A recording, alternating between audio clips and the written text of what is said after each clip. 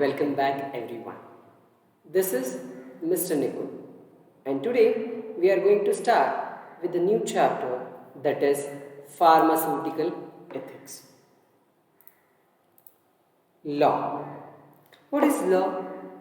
Law is nothing but the rule that human conducts by binding all the persons in a state. Then the very common term in the ethics is ethics itself. What is ethics? Ethics are the rules which a profession would regulate the set and the actions of standards for all its members. So many a times the difference between law and ethics is asked. So elaborating both the terms and both the concepts by differentiating them. So first is their definition, then second is law may prevent one from causing injury to another, but it cannot force him to help his neighbor in the hours of need. Right?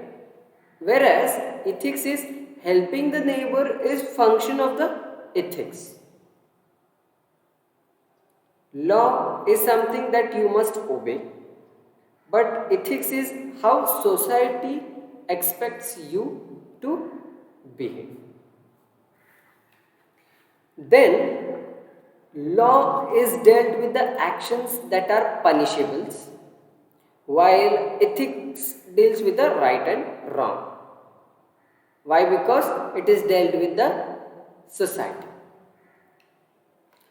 Then, laws are written and approved documents, of course, but ethics are written words, by they are not carrying legal status.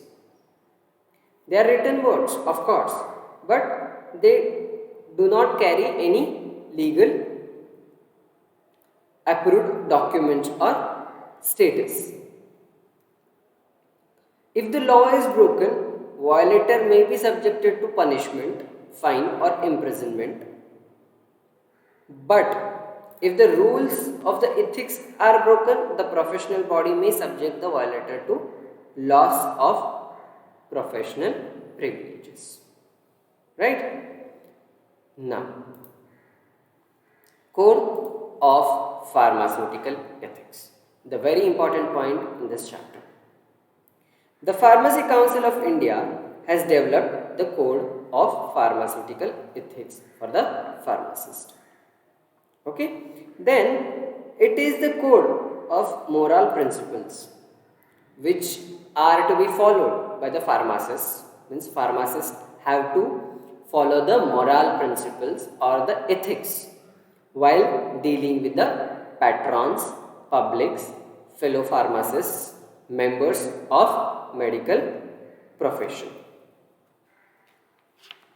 Then there are major roles where pharmacists play role, like pharmacist in relation to his job, where he renders pharmaceutical services, pharmacy and handling of the prescription relation to his job. Let's look one by one. First is pharmaceutical services, where pharmacist is bound to provide efficient and comprehensive service, and they must supply common medicaments without any delay and emergency supplies at all the times. Then is pharmacy. Then comes pharmacy. Premise of the pharmacy should reflect to the public professional character of the practice in pharmacy. Means the pharmacy should itself elaborate or narrate or reflect to the public regarding to its professional characteristics of practice of pharmacy. Then, proper measures should be taken to prevent accidental contaminations of preparations. And every pharmacy should be in personal control of pharmacist, who shall be responsible for proper maintenance of standards.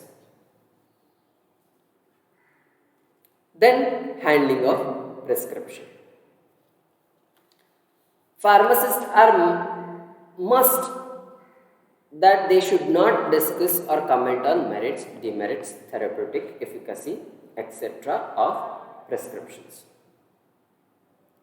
On receipt of prescription, pharmacist must not even show any expression which may create anxiety in the patients or their agents and may shake their faith in the physician. So these are ethics that has to be followed by a pharmacist while handling the prescription. Okay. Then if there is any query in the prescription, it should be answered cautiously.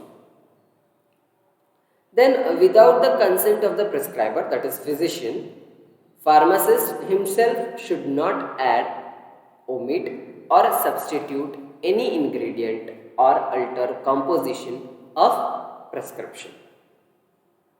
The prescription should be confidently referred back to the prescriber for the corrections of any error, omission, incompatibility or overdosage or etc. This must be in the interest of the patient if he really is in need, and it should be such that he must not affect faith of patient and reputation of the prescriber. Then pharmacist must follow instructions of prescriber for refilling the prescription and should advise the patients accordingly. Then, handling of drugs.